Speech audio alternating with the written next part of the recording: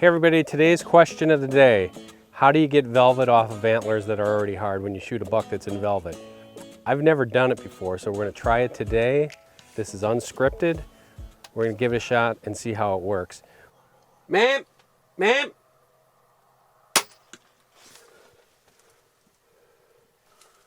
I've hunted in Wyoming the past 10 years, many times. And although I've shot bucks that have parts of velvet on their antlers, I've never shot one full velvet.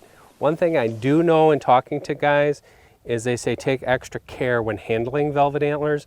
Velvet antlers carry a lot of bacteria and you can get really sick from handling it. I've known guys that have landed in the hospital with high fevers for several days because of it. So I'm gonna take extra precautions because I am a precautionary person. I got rubber gloves. I'm gonna try not to handle the velvet as much as possible, but I'm gonna try to strip it off and let's see how it goes. Another tip I've been given over the years by guys that say if you have one that's close to peeling, take that rack and submerge it in water overnight. That's gonna help get the velvet off. That's what they tell me. I happen to have a cow tank here. I filled it halfway full of water last night, stuck the antlers in there about 14 hours ago, and we're gonna give it a shot.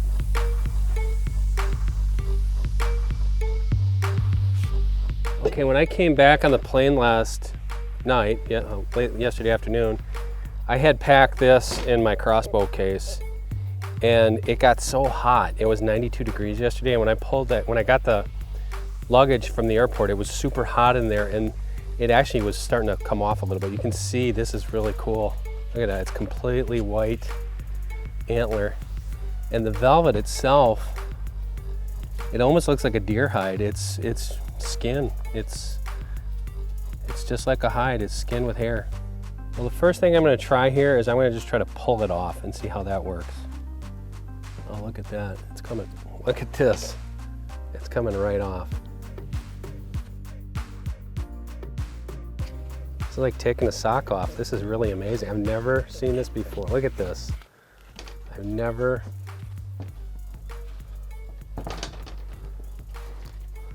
It definitely smells. They eat that. A lot of trace nutrients in there for a deer. It smells gross, but that's real life. I mean, you can see the blood coming right off as that antler hardened. That's one side. Now look how white that is. That's what the antler looks like. Real antler is bone white. And how bucks get them dark is from what they're rubbing on. The trees, you know, the sap in the trees. That's what gives the antler its color. But right when that velvet comes off, you can see it right there, it's pure white. It hangs down in their face like that, drives them nuts. Bees and flies get in that. It's gotta be a miserable, well, we've actually seen it. It's a miserable experience for a deer, and it's very stressful. It can take them several hours to get it off, but they try to get it off as soon as possible.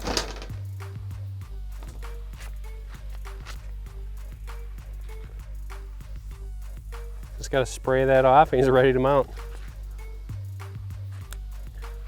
Getting velvet off a rack is not that hard.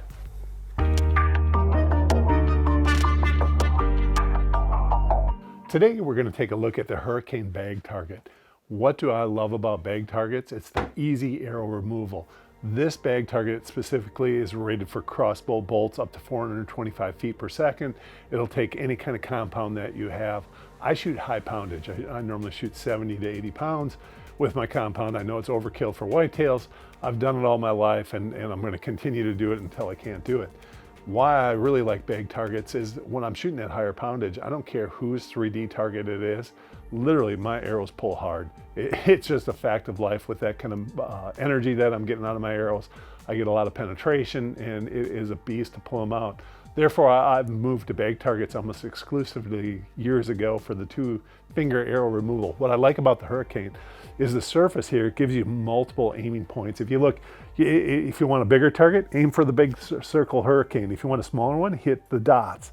Just look at, looking at this target, there's probably 30 different spots, aiming points that you can do. You could aim for the corners of the L. It just gives you a lot of options. Now my kids, when they're practicing, they still want to be able to pick a spot on a deer. So if you spin this baby around, It gives you that deer outline. Yeah, it's not perfect, but again, it gives you where the heart lung area would be, and that way the kids can focus in that area. For me, it's all about this spot over here. This is what I'm gonna shoot at all fall. We're gonna hang it up. Check out the hurricane target. You won't be disappointed if you want easy arrow removal.